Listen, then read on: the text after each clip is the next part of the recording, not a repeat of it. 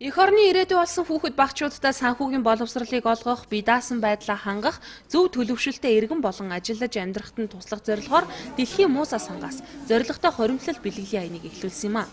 Тэдний хувьд сайхан сэтгэлтэй байгууллага хамт олонтой хамтран Дархуул аймгийн Орхон сум, Сэлэнг аймгийн Ерөө сумын сургуулийн 1-р ангийн хүүхдүүдэд дансандаа 10 мянган төгрөгтэй хадгаламжийн дэвтэр нээж бэлгэлсэн бөгөөд өнөөдөр энэ аян Хонгор сумд үргэлжиллээ. Хонгор сумын энэ бага сургуулийн тухайд 200 гаруй хүүхдүүд суралцдаг бөгөөд энэ дундаас 1-р ангийн 71 хүүхдийг сонгон зорилготой хоримтлалыг эхлүүлснээр өнөөдөр Мууза сангийн төлөөллүүд гардуул өглөө. Хүүхдүүд цаашид сар бүр хадгаламжиндаа мөнгөө хийх боломжтой бөгөөд жил бүрийн шинэ жилийн баяраар Дэлхийн Мууза сангаас эдгээр хүүхдүүдийн хадгаламжинд нь орлого нэмж дэмжих юм байна. Дэлхийн Мууза сангаас зохиогдож байгаа зорилготой хоримтлал бэлгэлийн аяны хүрээнд ерөнхийдөө одоо энэ аймаг сумын төвөд хамраад 424 хүүхдэд хамруулах гэсэн анх энэ төсөл маань эхэлсэн юм а. За тэгээ энэ төслийн хүрээнд сайхан сэтгэлтэй нөгөө бас хүүхдүүдэд бэлгэлийн чин сэтгэлээсээ бас хөрөнгө оруулалтыг хийчих гэсэн сайхан хандлагчдынхаа одоо хандийг бас энийг давхар ингээд тараагаад бэлэг болгоод тараагаад явж байна. Одоогоор бол Дархуул аймгийн хэмжээнд Хонгор сумын 71 хүүхэд болоод Орхон сумын 43 хүүхдэд одоо хамруулчаад байна. Энэнд болохоор ерөөсөөд манай Дархан дулааны цахилгаан станцын төрийн өмчит хувьцаат компани Нямдава захиралтай хамт олон энэ бэлэг болгож хөргүүлчихэд байгаа. За Сэлэнг аймгийн Ерөө сумын 73 хүүхэд байгаа. Бас энэ зорилготой хоримтлал бэлгэлийн аян маань хүрсэн байгаа. Энэ дээр өшөө Дархуул аймгийн 19-р сургуулийн Батамир багштай 5-р ангийн хүүхдүүд өөрсдийнхөө санаачлагаар бас энэ хүүхдүүдэд бид нар бас чадах хэмжээгээр бэлгээ өгье гэсэн тийм сайхан сэтгэлээр орж ирсэн.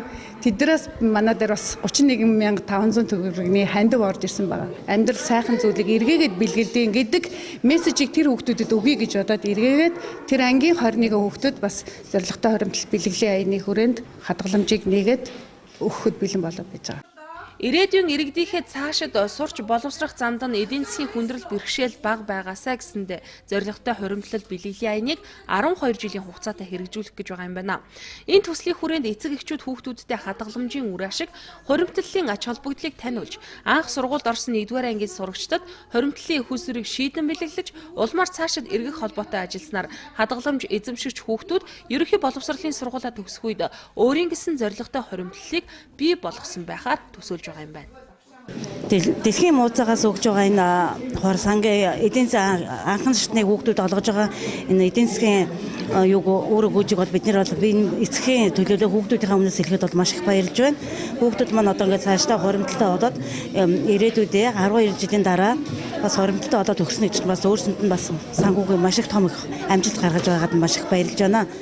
Ингээд Дэлхийн Мууза сангийн зохион байгуулж байгаа бүх хүмүүст маш их баярлсан талархснаа илэрхийлье. Дэлхийн Мууза энэ төсөл бол ирээдүйн одоо Монгол хүүхдүүдийг одоо эдийн засгийн боловсралтай өөрийнхөө одоо хэрэглээнийхээ мөнгө төрийг одоо зөв зохистой зарцуулахад хүрэх юм ирээдүйд нь зориулсан төсөл учраас одоо надад их таалагдлаа. Манай эцэг хүүчиг таалагдсан. Манай сургуулиас бол 1-р ангийн 71 хүүхэд ингэж хамрагдаж байгаад их баяртай байна. Энэ төсөл бол хүүхдийг зөв хүмүүжүүлэлттэй зөв боловсралтай болгоход их зориулж байгаа. Ирээдүйд өөрийнхөө ирээдүйн одоо сурч боловсрох хөдөлмөр эрхлэлт нь одоо эхлэл болох авууштай их сайхан талтай гэж би одоо бодож байна. Эцэг эхчүүд болоод багш нар хүүхдүүдээ эдийн засгийн боловсралтай иргэн болон төлөвшүүлэхэд анхаарна гэдгийг уулзалтын үеэр хэлж байсан юм а. Дэлхийн Мууза сангийн зорилготой хоримтлал бэлгэлийн аянд Дархан дулааны цахилгаан станц төрийн өмчит хувьцаат компани хамтран ажилласан бөгөөд цаашид энэ аян аймаг сумдуудаар үргэлжилэх юм байна.